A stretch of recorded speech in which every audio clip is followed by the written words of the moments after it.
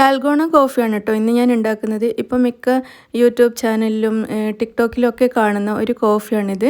അപ്പോൾ ഞാനും ഒന്ന് ഉണ്ടാക്കി നോക്കി, നല്ല ടേസ്റ്റാണ്. അപ്പോൾ നിങ്ങളായിട്ടൊന്ന് ഷെയർ ചെയ്യാമെന്ന് വിചാരിച്ചു. പിന്നെ ഇത് ഏകദേശം നമ്മുടെ കാപ്പച്ചിനോ കോഫിയുടെ അതേപോലെ തന്നെയാണ് ഉണ്ടാക്കുന്നത്. അതുപോലെ നമ്മളൊന്ന് മിക്സ് ചെയ്യുന്നില്ല, ഇതിൻ്റെ മുകളിൽ മാത്രം ഇത് കോഫി ഇട്ട് കൊടുക്കുന്നതെന്ന് മാത്രമേ ഉള്ളൂ, പാലിൻ്റെ മുകളിലാണ് ഇട്ട് കൊടുക്കുന്നതെന്ന് മാത്രമേ ഉള്ളൂ.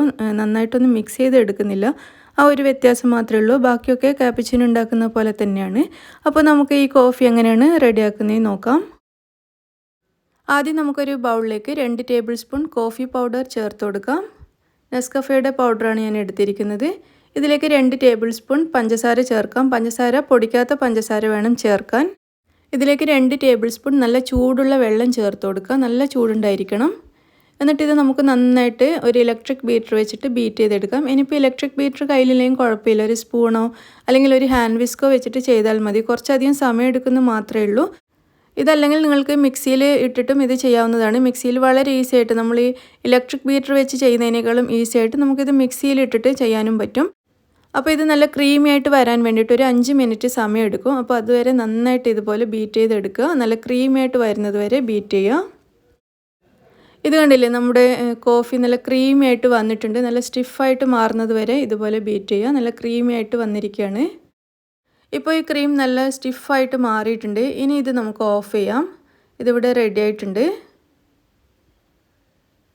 നമ്മുടെ കോഫി ക്രീം ഇവിടെ റെഡി ആയി കഴിഞ്ഞു. ഇനി നമുക്കൊരു ഗ്ലാസ് എടുത്തിട്ട് അതിലേക്ക് നല്ല ചൂടുള്ള പാൽ ഒഴിച്ചു കൊടുക്കാം. ഞാനിവിടെ ചൂട് പാൽ ഉപയോഗിച്ചിട്ടാണ് ഇത് ഉണ്ടാക്കുന്നത്. ഇതേപോലെ തന്നെ തണുത്ത പാലിൽ ഐസ് ക്യൂബ്സ് ഒക്കെ ഇട്ടിട്ടും നമുക്ക് ഉണ്ടാക്കാം. നല്ല ടേസ്റ്റാണ്. ഇന്ന് ഞാനിവിടെ ഉണ്ടാക്കുന്നത് ചൂട് പാലിലാണ്. അപ്പോൾ ചൂട് പാൽ ഈ ഗ്ലാസിൻ്റെ ഏകദേശം പകുതിയിലധികം ഒഴിച്ചു കൊടുത്തിട്ടുണ്ട്. അതിനുശേഷം നമുക്കിതിലേക്ക് നമ്മളിപ്പോൾ റെഡിയാക്കി വെച്ച ഈ കോഫി ചേർത്തിട്ടുള്ള ക്രീം ഇട്ട് കൊടുക്കാം. അപ്പോൾ ഞാൻ പാലിൽ പഞ്ചസാരയൊന്നും ചേർത്തിട്ടില്ല. നിങ്ങൾക്ക് വേണമെങ്കിൽ പാലിൽ പഞ്ചസാര ചേർക്കാം. അപ്പോൾ നമുക്കിതൊരു സ്പൂൺ ഉപയോഗിച്ചിട്ട് ഇതിൻ്റെ മുകളിൽ ഗ്ലാസ്സിൽ നിറയെ ഇത് ഇട്ട് കൊടുക്കാം.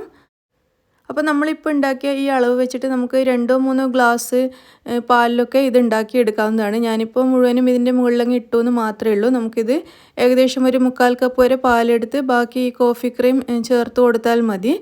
പിന്നെ എനിക്ക് പറയാനുള്ളത്, ഇത് നമ്മളിപ്പോൾ 2 ടേബിൾ സ്പൂൺ കോഫി എടുത്തപ്പോൾ ഇതിന് അത്യാവശ്യം നല്ല ഒരു കോഫിയുടെ ഫ്ലേവർ ഉണ്ട്. അപ്പോൾ അത്രയും ഫ്ലേവർ ഇഷ്ടമല്ലാത്തവരാണെങ്കിൽ 1 ടേബിൾ സ്പൂൺ കോഫി പൗഡർ മാത്രം എടുത്താൽ മതി.